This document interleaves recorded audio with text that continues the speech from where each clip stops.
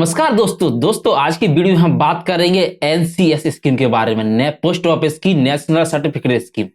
दोस्तों आपको इसमें अकाउंट खोलना चाहिए या नहीं खोलना चाहिए, क्योंकि इस पे 7.7% का ब्याज मिलता है। लेकिन इसकी जगह आपको म्यूचुअल फंड में भी तो पैसा आप इन्वेस्ट कर सकते हैं, तो आपको इसमें अकाउंट खोलने की क्या जरूरत। आप यहाँ पे म्यूचुअल फंड में भी तो पैसा इन्वेस्ट कर सकते हो, जिसपे लगभग 12% से लेकर यहाँ तक 14% तक इसमें रिटर्न मिलता है। तो इसमें आपको अकाउंट खोलने की क्या जरूरत पड़ेगी।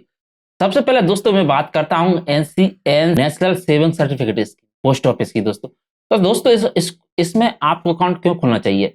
सबसे पहले दोस्तों ये तो इसका एक फिक्स पीरियड है, आप इसमें कभी भी पैसा नहीं निकाल, इसमें आपको 5 इयर्स का लॉक इन पीरियड है। आप 5 इयर्स के बाद ही पैसा निकाल सकते हैं। और म्यूचुअल फंड में दोस्तों क्या होता है, कभी भी आपको खर्चे की जरूरत पड़ी आप कभी भी पैसा निकाल सकते हैं म्यूचुअल फंड से। और लेकिन इसमें सबसे बड़ा बेनिफिट है यही है कि आप 5 इयर्स से पहले पैसा नहीं निकाल सकते। निकालोगे तो आपको कुछ ना कुछ यहाँ पे क्या देना पड़ेगा, यहाँ पे आपको लगा पेनल्टी देना। और आप अगर शेयर मार्केट में या अदर एफडी में भी कर सकते हो, तो एफडी में ड्रॉबैक यही है कि उस पर इंटरेस्ट रेट भी 7.5 लगभग इस कम ही मिलता है यहाँ पे। और उसमें भी ये होता है कि आप कुछ लिक्विड एफडी रहती है कि आप उसमें कभी भी पैसा निकाल सकते हो। लेकिन एनसीएस में आपको क्या क्या बेनिफिट है, एफडी से जाना आपको एनसीएस स्कीम क्यों खोलना चाहिए, ऐसा मैं आपको इसमें बताऊंगा। सबसे पहले मैं आपको इसके की फीचर की बात करते हैं। सबसे पहले मैं इसमें आपको क्या क्या बताऊंगा। सबसे पहले इसमें इंटरेस्ट रेट क्या है इसकी वो बताऊंगा। उसके बाद टैक्स बेनिफिट है वो बताऊंगा इसमें। और अकाउंट इसमें कौन कौन अकाउंट खोल सकता है, एलिजिबिलिटी किस किस की है वो भी बताऊंगा मैं आपको। और अगर आप प्रीमेच्योर जो 5 साल से पहले अगर विड्रॉ करते हो तो आपको क्या पेनल्टी देना पड़ेगी। और PLEDGA प्लेस क्या है ये भी मैं आपको बताऊंगा। मतलब आपके और इसके मैं की फीचर के बारे में पूरी जानकारी दूंगा। तो वीडियो को क्या करना, आपको शुरू से लेके आखिर तक जरूर देखना है। अभी तक आप मेरे चैनल को सब्सक्राइब नहीं किया तो प्लीज सब्सक्राइब जरूर। चलिए देर ना करते चलिए स्टार्ट करते। सबसे पहले हम बात करते हैं आप दोस्तों इसके कुछ की फीचर्स है, कुछ बात कर लेते हैं हम। इसमें अकाउंट कौन कौन ओपन कर सकता है, इसकी एलिजिबिलिटी क्या है। सबसे पहले तो दोस्तों वो भारतीय नागरिक हो, वो इंडिया का निवासी हो, इसमें NRI खोल सकता है लेकिन कुछ कंडीशन पे। उसके बाद दोस्तों इसमें चाइल्ड भी खोल सकता है, जिसकी एज 80 से कम है वो भी खोल सकता है। और इसमें मेच्योर आदमी यानी 80+ से जाना वो भी इसमें अकाउंट खोल सकता है। उसके बाद उसमें अगर आप जॉइंट अकाउंट खोलना चाहते हो तो इसमें जॉइंट अकाउंट भी क्या आप ओपन कर सकते हैं।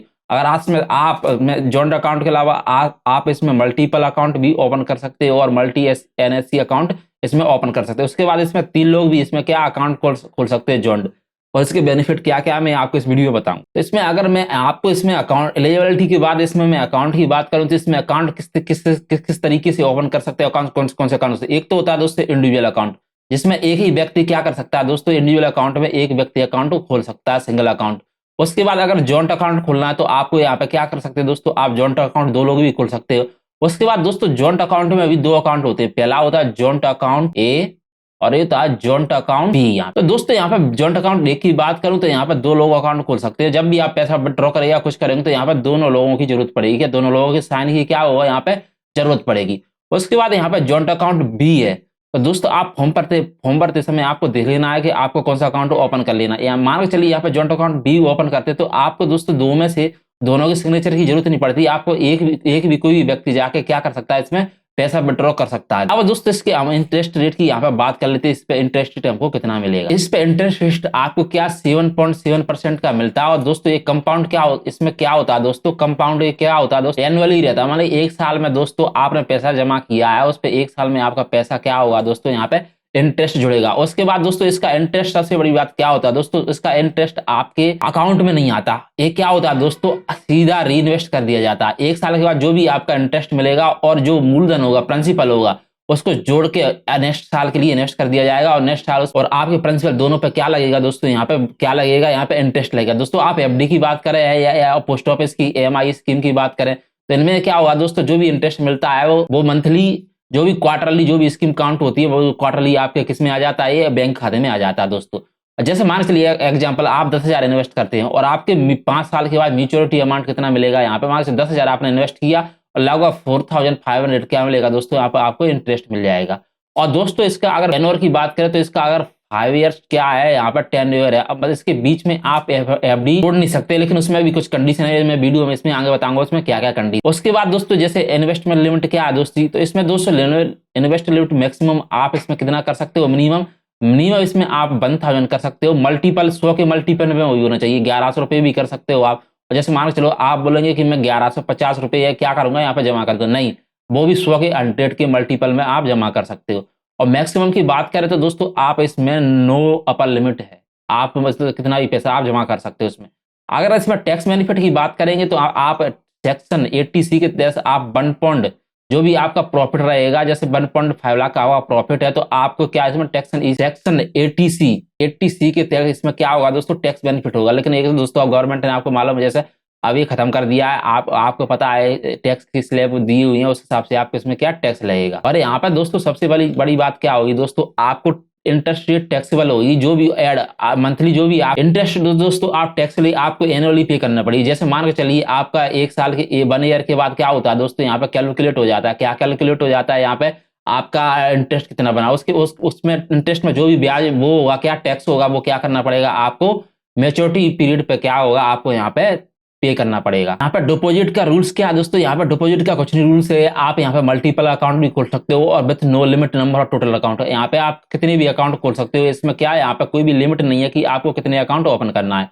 उसके बाद दोस्तों यहाँ पे ओनली 1 डिपॉजिट अलाउ पर अकाउंट, आपको दोस्तों एक अकाउंट में ही एक बार में ही आपको क्या यहाँ पे SIP नहीं कर सकते, आपको लमसम अमाउंट एक बार में क्या करना पड़ेगा दोस्तों, यहाँ पे डिपॉजिट करना पड़ेगा दोस्तों। और इसका अगर मेच्योरिटी पीरियड की बात करेंगे यहाँ पे, तो यहाँ पर सर्टिफिकेट मेच्योरिटी पीरियड आपको कुछ नहीं करना, बैंक जो भी आप अकाउंट खोलते समय बैंक आपको सर्टिफिकेट देगा, 5 साल के बाद आपको बैंक में जाना है और वो सर्टिफिकेट आपको दिखा देना है। तो आपको क्या मेच्योरिटी से प्रिंसिपल जो भी आपको पैसा आपका प्रिंसिपल दिया और कंपाउंड इंटरेस्ट यानी मूलधन और जो भी इंटरेस्ट बना वो आपको क्या यहाँ पे दे दिया जाएगा। उसके बाद जैसे मान के चलिए आप कुछ कंडीशन रहती हैं दोस्तों, जैसे मान के चलिए आप कुछ हो गया, आप उसको प्रीमेच्योर विड्रॉ करना चाहते तो उसमें भी कुछ कंडीशन है। अगर वैसे तो अलाउ नहीं है बिफोर 5 ईयर्स, तो उसमें अगर कब अलाउ कर सकते हो विड्रॉ, ओनली डेथ हो जाती है या जो जिस अकाउंट होल्डर है उसकी डेथ हो जाती है, जब भी ओपन करते हैं, या कोर्ट का ऑर्डर हो, या फिर क्या हो दोस्तों यहाँ पे कुछ सिक्योरिटी वगैरह हो, प्लेज सिक्योरिटी वगैरह, प्लेज ए सिक्योरिटी, ये क्या है दोस्तों मैं वीडियो में आपको आगे बताऊं। प्लेज सिक्योरिटी दोस्तों क्या होती है दोस्तों, जैसे मान के चलिए आप इसको गिरवी रख के क्या इस पे इंटरेस्ट ब्याज क्या ले सकते हैं, इस पे लोन ले सकते हैं। जी दोस्तों, प्लेज सिक्योरिटी क्या होती है दोस्तों, जैसे मान के चलिए आप बैंक में क्या बैंक आपसे इसको सिक्योरिटी मांगता है, सिक्योरिटी के तौर पर दोस्तों आप क्या कर सकते हो, आप इसको क्या गिरवी रख सकते हो, आप बैंक से कोई भी कॉर्पोरेट है या हाउस लोन नहीं गए हैं तो आप उससे कह सकते हैं कि आप मेरी क्या ये गिरवी रख सकते हो, क्या NCC स्कीम, ये पोस्ट ऑफिस की आप गिरवी रख सकते हो। बैंक क्या है इससे दोस्तों इस पे गिरवी रख के इस पे आपको लोन दे सकते। नेशनल सेविंग सर्टिफिकेट स्कीम दोस्तों, इसको क्या है दोस्तों, कुछ कंडीशन है जिसमें इस कंडीशन है जिसको आप ओवरशिप को क्या ट्रांसफर कर सकते हो। जैसे अगर अकाउंट होल्डर की डेथ हो जाती है या कोर्ट ऑर्डर आता है तो आप अपने नॉमिनी को ट्रांसफर कर सकते हो, जो भी आपने नॉमिनी बनाया हो। सबसे बड़ी बात क्या है दोस्तों इसमें, सबसे इसके मैं प्रो और कुछ कॉन्स की इसमें बात करता हूं। इसमें तो सबसे सेफ दोस्तों, क्योंकि ये गवर्नमेंट की स्कीम है तो सबसे सेफ और बैकवर्ड स्कीम है दोस्तों। इसमें आपको आप टैक्स सेविंग के अंदर टैक्स 80 सेक्शन 80 के तहत आपको क्या मिलता है दोस्तों, इस पे इंटरेस्ट के तहत आपको छूट मिलती है दोस्तों। इसमें नो मैक्सिमम इन्वेस्ट लिमिट आपको कुछ भी नहीं है, लेकिन ये दोस्तों आप इसमें सबसे और इसमें easy to open account, post office में जाके आप ऐसे अकाउंट ओपन सकते हो। इसके कौन से इसके डिसएडवांटेज क्या है दोस्तों, इसमें नो लिक्विडिटी यानी आप 5 साल से पहले पैसा विड्रॉ नहीं कर सकते। और दूसरा इसमें क्या है दोस्तों, कैन नॉट बी एक्सटेंड, 5 साल के बाद दोस्तों आप इसमें क्या है इसको अगर आप एक्सटेंड करना चाहे तो वो भी नहीं कर सकते। हाँ आप ऐसा कर सकते हो, आप इसको बंद करवा के एक और अकाउंट दूसरा अकाउंट ओपन कर सकते हो। जैसे मैं आपको यहाँ पर कुछ एग्जांपल देके बता देता हूँ। जैसे मान के चलिए इन्वेस्टमेंट आपने किया 1 लाख और उसके बाद आपको एनुअली कंपाउंड कितना अकाउंट हो रहा है 7.7% इतना हो रहा, तो 1 साल बाद आपको अमाउंट कितना मिलेगा, 1 साल बाद अमाउंट मिलेगा 1000 से इतना आपको अमाउंट मिलेगा। लेकिन आपको मेच्योरिटी अमाउंट कितना मिलेगा यहाँ पे 5 साल में 1,45,000 क्या होगा दोस्तों, आपको पूरा इंटरेस्ट मिल जाएगा आपको मेच्योरिटी टाइम पे। आप दोस्तों इसमें कुछ कंडीशन है, कुछ मतलब किसको इन्वेस्ट करना चाहिए किसको नहीं करना चाहिए। तो सबसे पहले दोस्तों जैसे मान के चलिए जो सेफ रिटर्न चाहता है वो इसमें क्या है रिटर्न इन्वेस्ट कर सकता है, और जो टैक्स बेनिफिट चाहता है वो भी इसमें रिटर्न कर सकता है। और जिसका दोस्तों क्योंकि लॉन्ग टर्म प्लान है या बीच में 5 ईयर्स तक प्लान है, जैसे बच्चों की एजुकेशन के लिए या उनकी मैरिज के लिए आप लॉन्ग टर्म में पैसा बचाना चाहते हो 5 ईयर्स के लिए, तो उसमें क्या कर सकते हो दोस्तों, आप इस स्कीम में पैसा डिपॉजिट कर सकते हो।